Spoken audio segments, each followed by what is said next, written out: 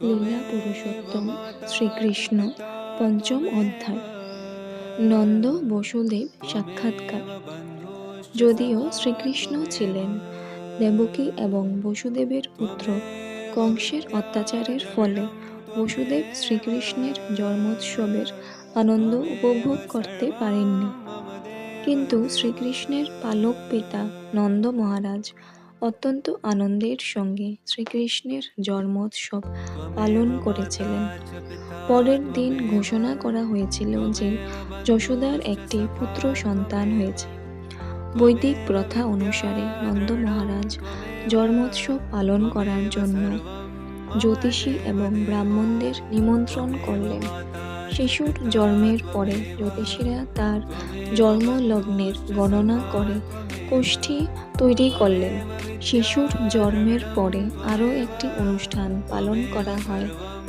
পরিবারের সকলে স্নান করে পবিত্র হয়ে নানা অলঙ্কার এবং মালায় ভূষিত হয়ে জ্যোতিষীর কাছ থেকে শিশুটির ভবিষ্যৎ সম্বন্ধে অবগত হন।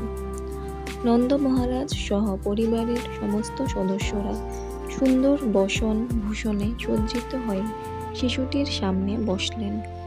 সমস্ত বৈদিক ব্রাহ্মণেরা নানা রকম মঙ্গল সূচক মন্ত্র উচ্চারণ করতে লাগলেন এবং জ্যোতিষ আচার্যরা শিশুটির জাতকর্ম সংস্কার সম্পন্ন করলেন। এই অনুষ্ঠানে স্বর্গের সমস্ত দেবতা সহ পিতৃপুরুষেরাও পূজিত হন। নন্দ মহারাজ প্রসন্নতা সহকারে ব্রাহ্মণদের 2 লাখ গাভী দান করলেন এবং সেই সমস্ত গাভীগুলি সুন্দর বস্ত্র এবং অলঙ্কারে ভূষিত ছিল।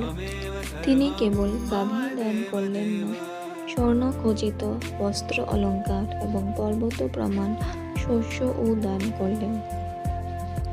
এই জড় জগতে আমরা নানাভাবে ধন সম্পদ সংগ্রহ করি, কিন্তু সবসময় সেই ধন সম্পদ সৎভাবে বা কলুষ মুক্তভাবে অর্জন করা হয় না, বা অর্থ উপার্জন করতে গেলে নানাভাবে নানা রকম পাপ হয়ে যায়। তাই বৈদিক প্রথা অনুসারে সেই সম্পদের পবিত্রীকরণ করা হয় ব্রাহ্মণদের গাভী এবং সোনা দান করার মাধ্যমে।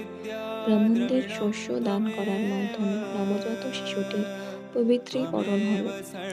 আমাদের বুঝতে হবে যে এই জড়জগতে আমরা সবসময় কলুষিত অবস্থায় রয়েছি। তাই আমাদের আয়ু, আমাদের ধন সম্পদ এবং আমাদের আত্মাকে পবিত্র করতে সচেষ্ট হতে হয়। প্রতিদিন নিয়মিতভাবে স্নান করার মাধ্যমে শরীরের বাহ্য এবং